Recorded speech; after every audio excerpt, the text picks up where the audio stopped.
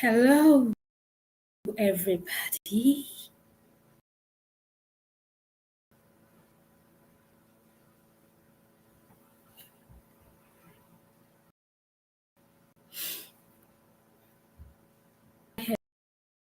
Everyone, good afternoon.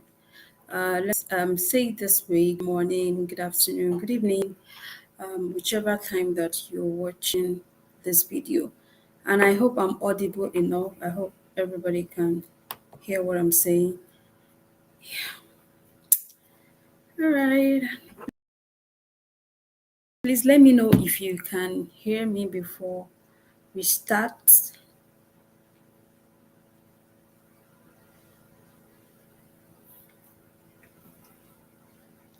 Lord, you are great, you are greatly to be praised. I see the top upon today to come, Baba. I thank you. Lord, you are great to be praised. I thank you. Hello, everybody. Good evening from this part of the world, from Nigeria. It's about time, right? So this is the edition this month. The edition for this month is basically to be on business strategies for growth and expansion. And then this particular edition, I'm going to invite some amazing speakers to also contribute to be a part of it. And I'm very sure that every participant is going to gain one or two things from this series, right? So we're talking about we are talking about business strategies for growth and expansion, and this is the market media ministry and the marketplace series. Don't doing since last month has been based on the media and the marketplace. And that is my line of assignments for now. So we are touching every aspect of media, ministry, and marketplace. Please, if you're watching me, kindly let me hear me, whether you're watching from YouTube or you're watching. So let me know if you can hear me, if I'm audible enough, and then we take it up from there. And please feel free to share the link with your friends,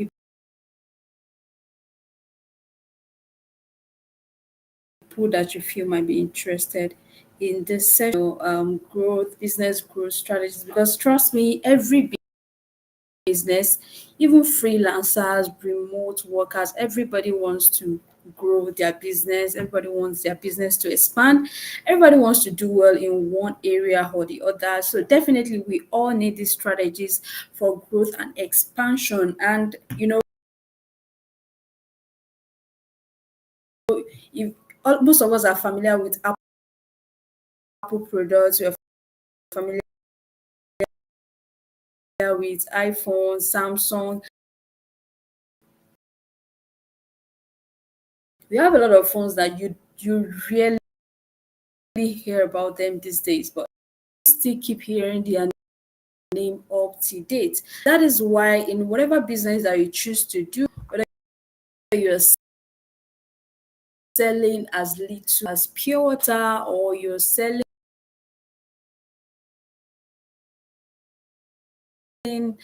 skill growth, and this what makes this particular series to be kind of different, that we are going to be using the biblical principle also, like emulate what are the things that we can you wisdom to what we do in this sense. Everybody gain one or two things, right? So first of all, I'd just like to say that when we're talking about strategy can be in form of unique ways by which you do things. Unique because why it is called strategy, I believe, is because it's not so popular.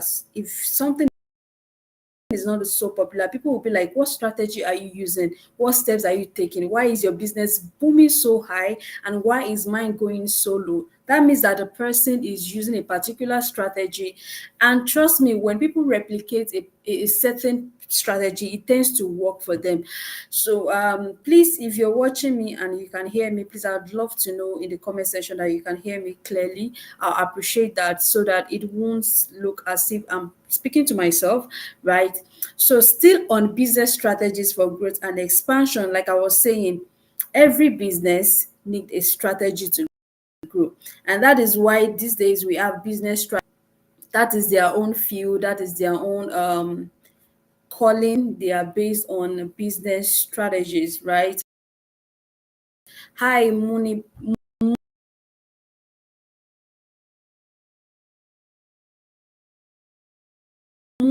Bina Aziz. It's nice to have you here. Thank you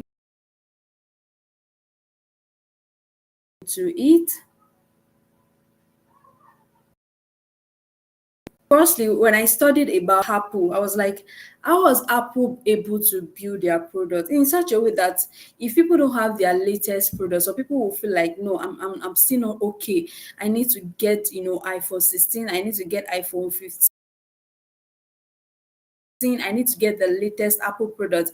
How do you think behind it? What is the unique strategies for their growth, making them relevant in this season? It's because they have mastered the strategies that has been helping them to grow their business and to expand their business. In fact, beyond, they have been able to, they have been able to get the mind of people to love their products in such a way that some don't feel like they are not to inculcate class into what they do in such a way that some people don't feel like they are they are in if they are not using their products. So what exactly, so in my notes here, I highlighted some things that, yeah, the strategies that I feel like Apple products. Apple, we all are familiar with Apple, and that was why I chose Apple as this example. Apple understand what we call innovation and class. They understand innovation and class. I mean, everybody wants to be, it's just like going for an event. Everybody wants to be treated like a king and queen. And that is what Apple is bringing to the table. I mean, talking about the product innovation and class, Apple emphasize on, creating innovative and differentiated products. In fact, they invest on research and development to introduce new and grand, breaking devices. Apart from the phone, they have iPad, they have Apple Watch, they have iPhone, and these things have unique features. I mean, before it was just ordinary phone, then they came up with Apple Watch. Now other products about Apple Watch. Sometimes if you want to grow your business, you have to think, you don't just have to keep replicating what other people have been doing, what people are used to. You need to think innovation, and that is what Apple is using to grow their business. They are using that strategy that, okay, now we have phone, now we have Apple Watch, we have this, maybe Apple contact lens. It's possible. It's big research, right? And another point I would like to talk about is their retail strategy. They provide a unique shopping experience that allow customers to try out products, receive assistance, and all that. They have this kind of game like retail strategy. And there is another thing that I love about Apple is that, most especially in Nigeria, to sell out their products. That is one reason why I feel a lot of Apple products you can easily resell, add more money to get the updated one. That is why you would then go for other products, because there is, there is a form of exchange, there is growth. They have done this in such a way that your money, as long as there is nothing wrong with that product, you can easily resell it, money to it, and make your, stay in class. And Apple inculcates into their products. Now, the customer experience. Another thing that Apple used is the customer experience. Apple places a strong emphasis delivering exceptional customer experience in customer service, providing support channels. We have the Apple Store, we have the online resources, we have customer care centers. There is hardly any country that you travel to that you will not know about Apple product, or you take your phone to a particular store and they will tell you they don't have this Apple product. No, but there are some particular, phone products, what I call it telecommunications products, that when you take to these people that used to repair phone, they will tell you they don't have the material because they've not really worked on the customer experience part, right? Another thing is diversification. One of the things that Apple are doing to remain in business that I feel is very important is ability to diverse, right? They are able to, diverse into other things like, Apple Music, we have Apple TV, we have Apple Arcade. Diversification allows Apple to tap into different revenue streams and to cater to customer needs, right? And today we are going to be looking in depth into different business strategies, for growth and expansion that you can also put into your business, and this will also help you to upskill whatever you're doing as a person. So let's dive right into it. One of the ways for you to grow your business, whether by, whether you're doing an online business or you're doing offline business, is to make use of there's what we call Ansoff matrix. I don't know if everyone have heard about that, but I'm just going to type it in here. There is something called,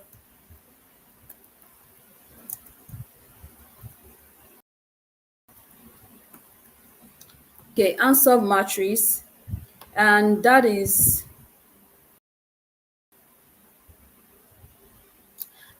what, that's the, I don't know if we have heard about it, but Ansoff matrix is a kind of strategy that most business follows. This is what I'm just going to say. When it comes to Ansoff matrix, whether you've heard, it consists of four basic words, and they are market penetration, we have product development, we have market development, and we have these four keywords are the things that you can use to expand and grow your business, whether as an entrepreneur, as an online person, whether you're a remote worker or you're a freelancer just like me. I mean, there are different ways by which you can grow and expand. And talking about growth and expansion, it's just not by the large, a big, no, it is beyond that. Growth and expansion is to diversify income. Having different streams of income, it's a way by grow and expand. So let's talk about penetration using Ansoff matrix. I'm trying, okay, yeah, Ansoff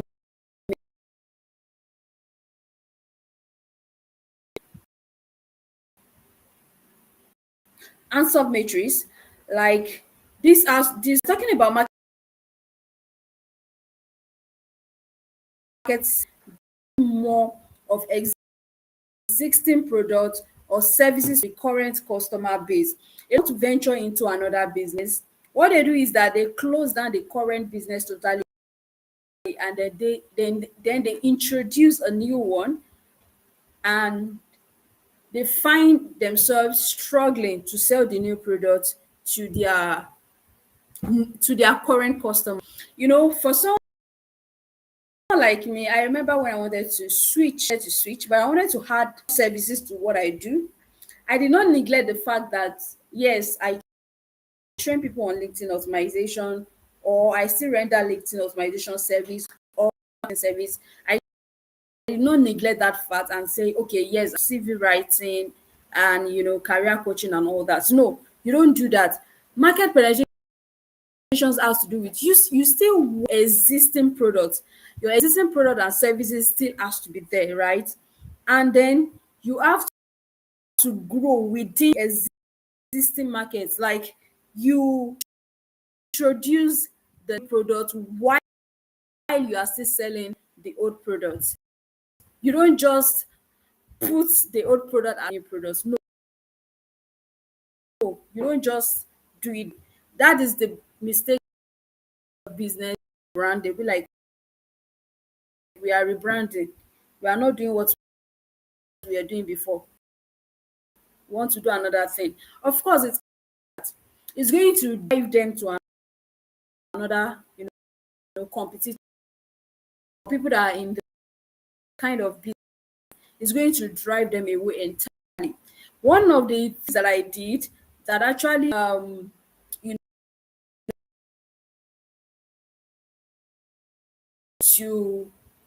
know to have a shift in the kind of clients that I have these days was because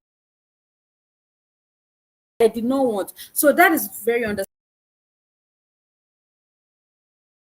If you really totally want to deviate from that kind of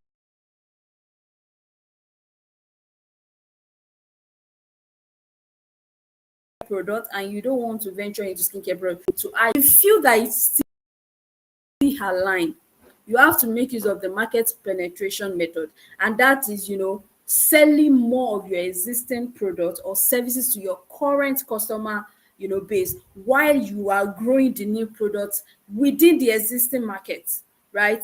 So in this particular answer matrix, it is four quadrants, and we have market penetration, product development, market development, and diversification. So talking about market penetration, it has to make that it's just like an extending. So you are trying to extend other services, the other services that you provide. Like I used myself as the example the other time. I said I was into LinkedIn optimization before and content writing. So I have to extend my services to okay, now I'm not CV writing, not neglecting what I was doing before. Because if you neglect what you're doing before, it will not be easy for you to sell your new products then. As long as they align, you have to make sure that you keep penetrating into the market, not that you stop selling to the market, right? And let's move on to the next point, which is product development. This particular strategy is creating and introducing new products to your existing customer. It represents growth. In this particular matrix, it is like the line is extending to the right, a new quadrant. So for most people that might be watching this, actually I can share the con I okay, I didn't plan to it, but when you google answer matrix, you are going to see the quadrant, and I'm very sure that you understand much more better. So talking about product development, like that's like you are trying to package your product and introducing new products that is related to that existing products. Just like our iPhone that I use as example, we have iPhone 12, iPhone 13. So now when iPhone wants to introduce iPhone 16, they have started packaging and introducing it to their existing customers that ah, get iPhone 16 if you are using iPhone 15 now, iPhone 16 is coming out soon. Just look at the strategy that they are using, and a lot of people are so into it. So it's more about introducing new products. So as a business person, let's say you are selling skincare product and all that, don't just stay with the products that you have. You have to think of innovation, reproducing new products. They might be related, but add something new that will make it a new product. Trust me, that is just it. Except I just want to lie to you. That is what a lot of businesses do. You just repackage it and give it a new name. That is business for you. That is product development. It could be as you changing the size or changing the design or changing the packaging or adding new product. Tell me, what's the difference between iPhone 12 and iPhone 13? It can just be the size, it can be the sharpness, it can be the MP, different. Just it can just be as little as just one thing that they change in that product, and they repackage it into a new product, right? Say for example, you sell fashion wears, and then there is this new design that is out, and you feel like, how can I inculcate this into my business and repackage it? Then you just give it a name, the Zara look or the Zara outfit and all that. Give it a name, then make noise about it. you have done product development and you are still selling to your existing customers. Even when they want to get the old one, you tell them that this is a new one. It comes with, this logo, this fashion sense, and this so person is, one of the brand ambassador. There is a way you just have to keep introducing your new products to them. And to the next point, we have the market development, right? So this particular strategy, this one entails, entering new markets with your existing product and services. So it represents growth by, expanding into new customer segments or geographical regions, into new geographical regions, right? So this particular market development, that means it has to do with the space that you are working with. Let's say, for example, you are used to Facebook, you are used to selling on Facebook and all that. Then you have to expand your market, space, the space that you use, maybe the marketplace site that you use. You have to expand it and extend it. You can't just platform then try to explain there. Maybe you have more customers in other platforms, so you have to enter into a new market with your existing product. You are used to selling on LinkedIn, getting clients on LinkedIn, doing everything on LinkedIn. So now it's time to take that particular product or service that you render to a new market. It could be Facebook, it could be YouTube and all that. Just like selling something in Lagos, you've expanded in Lagos, you have growth in Lagos, and now it's time for you to take it to another state, existing product to another market space, to another market space. That's one of the ways that you grow and expand. You can't keep expanding in a room already full of so many things. You are going to suffer. So it's time to expand, it's time to grow, it's time to take it to space. And that is one thing about market development, that diversification, right? If you can master these four quadrants, these 4 points, it will for you to grow your business and excess. And the last, diversification. So this particular strategy involves, new markets with new products, or services that are different from, the ones that you have been doing before. Diversification is now when you now think of other streams of income. Now that people know your brand, people know what you do, so come up with another new product. And that is why when you see businesses, just like I use Apple for an example, they diversify by creating Apple TV. They have Mac. That's diversification. They did not just Apple this Apple phones or iPhones. They same with you as a business. This business is and all that. It's time for you to diversify. Logistics company, another thing that you can, use as other streams of income. You don't just one thing, stick to it, and continue like that. For a freelancer like me, that I do, maybe apart from training or go into skincare products or anything, it's part of the business owner. If you want to grow and expand business, it is just the four quadrants of, business growth and expansion. That's the Ansoff matrix. If you can make use of this Ansoff matrix, it's really and expand your business. And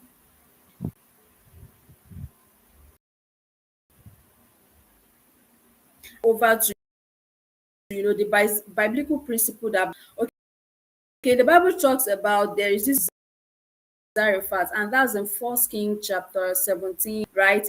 This, there is a lot of business tips here. They'll just come up with tips and strategies, but the truth is most of it are taken from, we don't even know. They are taken from biblical principle that it is with time that you just be like, oh, this is where it is coming from and all that, but they are aligned. Now let's look at, after use of matrix, which consists of we have the product development, we have the market development, we have diversification, and we have market. Those are the 4 points. Now let's use to explain how, you can grow and expand your business. And first,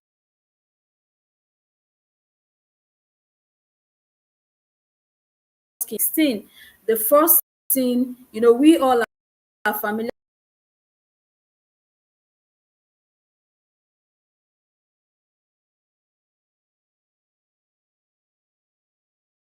of this woman. The Bible talks about Elijah. This man was very her and her son or her children to just eat and for your family. Attend to me first.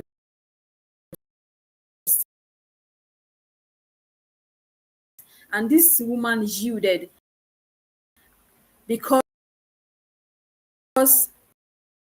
the reason I feel that the reason why this woman yielded was because God actually source of optimization, right? This woman does not have much resource. God told her that she should go and gather enough what's it called? Gather enough, okay, resource optimization. The woman had resources, right?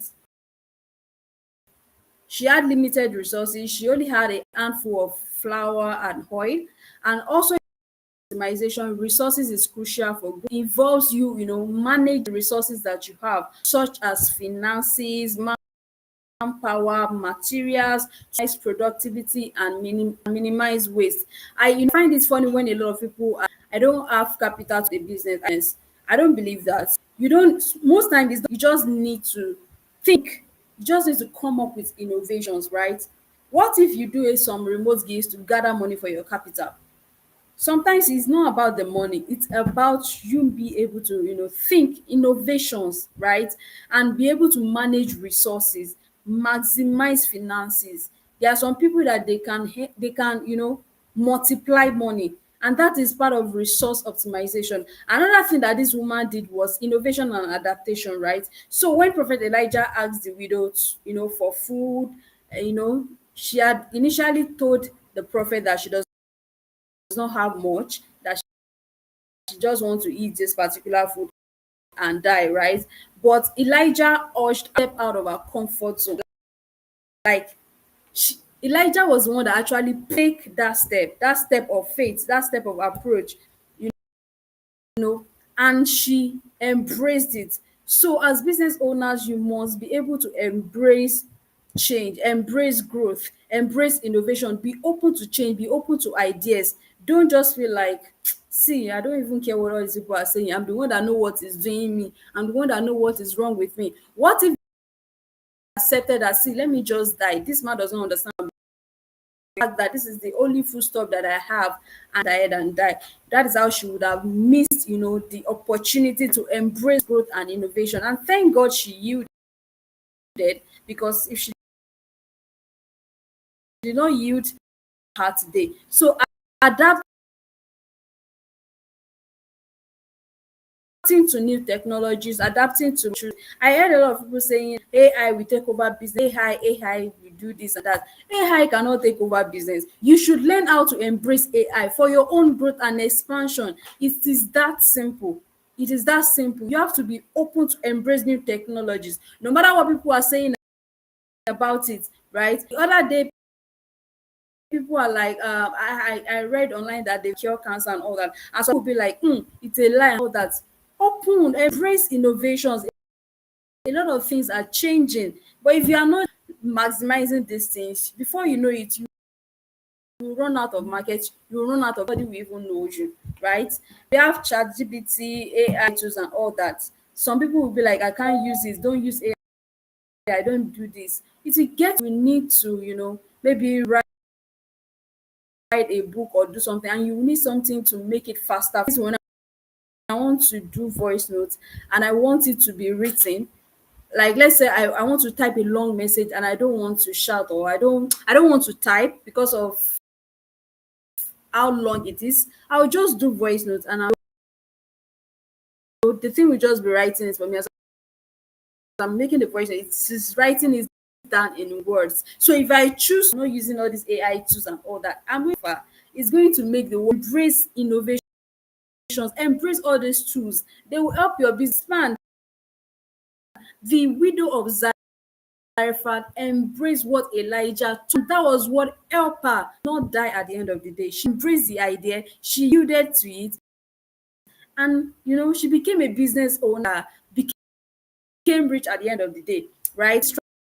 Strategic partnerships, right? Another thing that you will need if you want to grow and expand is partnership. And I said strategic partnership because it's not everybody you have to partner with. You can't partner with everybody, you can't collaborate with everybody. There are some people that when you collaborate with them, your business can go down. And there's some people that when you collaborate or partner with them, your business is going to grow. It's going to speak a race, as in too much speed. So there are strategic partnerships needed in business. So talking about, I'm using the story of the widow of Zarephath and Elijah as an example, right? Elijah offered this promise to the widow. He says, don't worry, just prepare this food for me. I assure you that you never run out of oil and of you never run out of oil and flour until the drought ended, or you never run out. He made a promise to her actually, and that was a form of partnership because partnership happen when you do for you. It's just coming together to a particular agreement that okay, this is what we want to do. So Elijah offer a kind of partnership and the widow agreed. So they came in partnership, that's strategic partnership.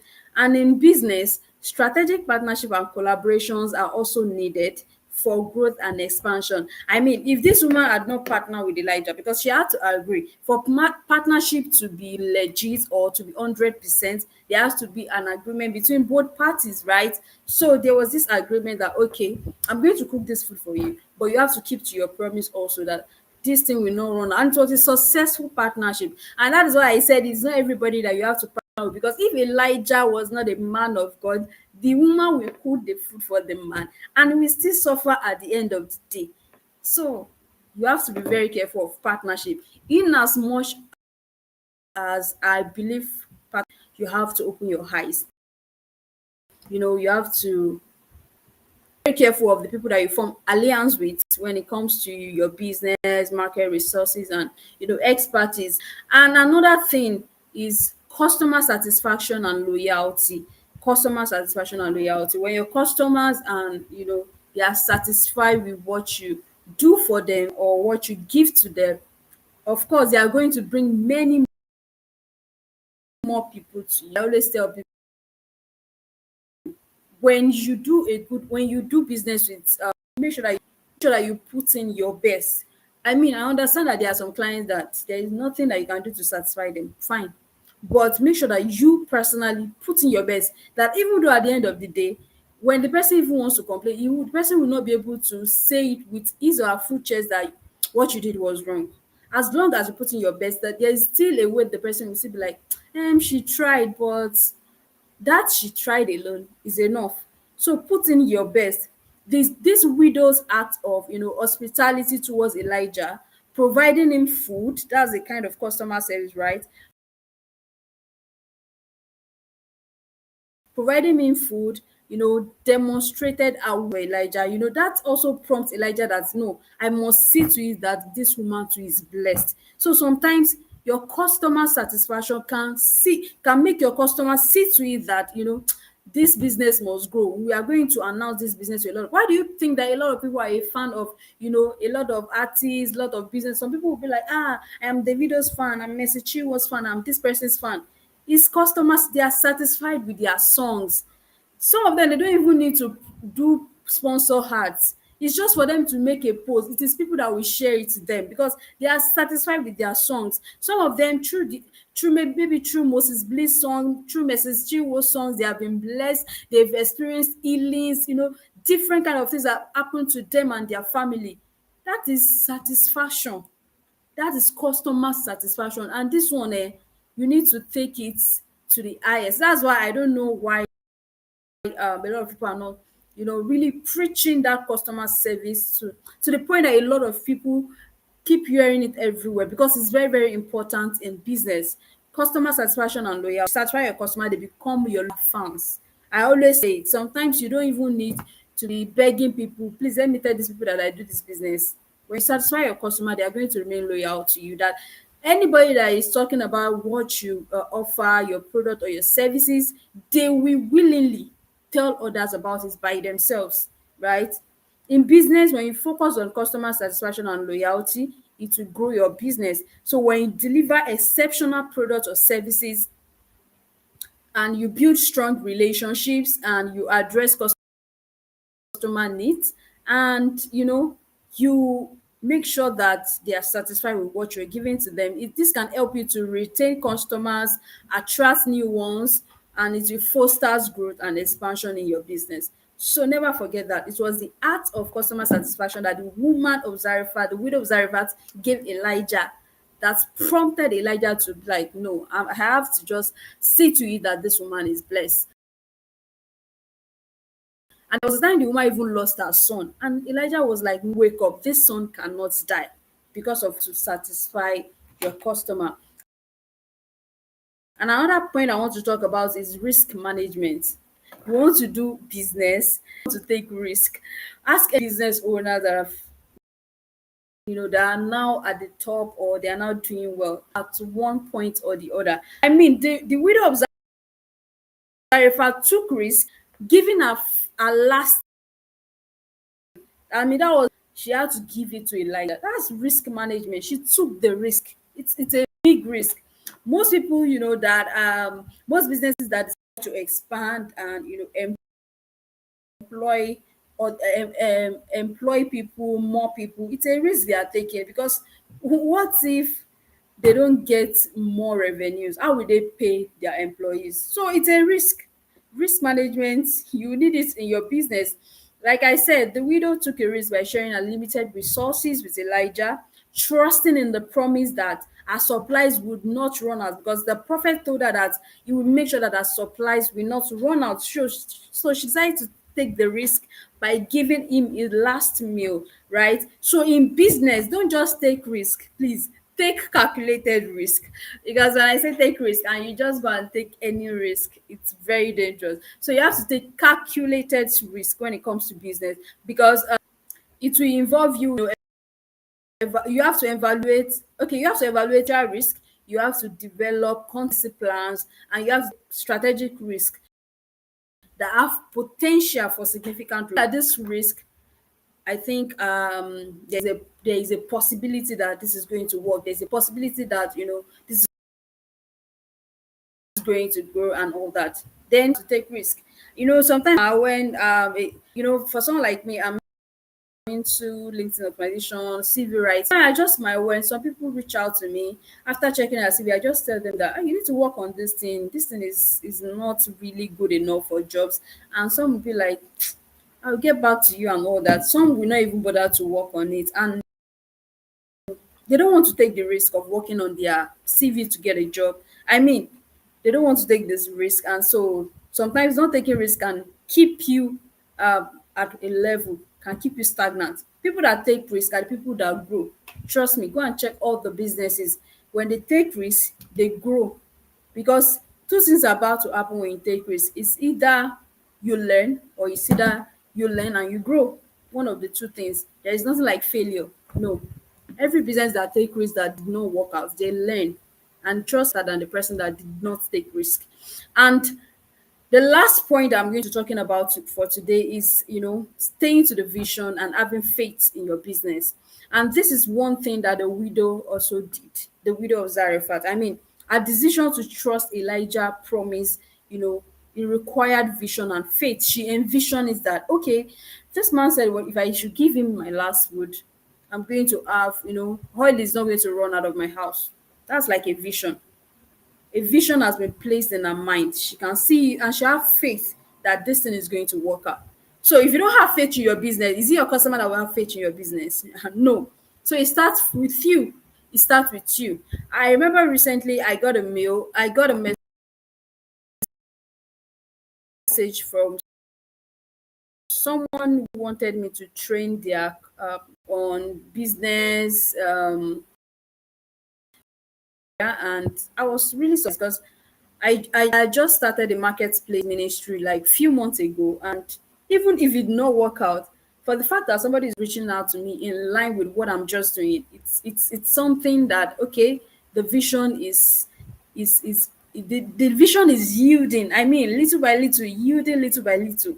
So I can't wait to, I know that one day I'm still going to land that big gig that is related to this new assignment, but then the vision is getting clearer, the path is becoming clearer, and that is something to be grateful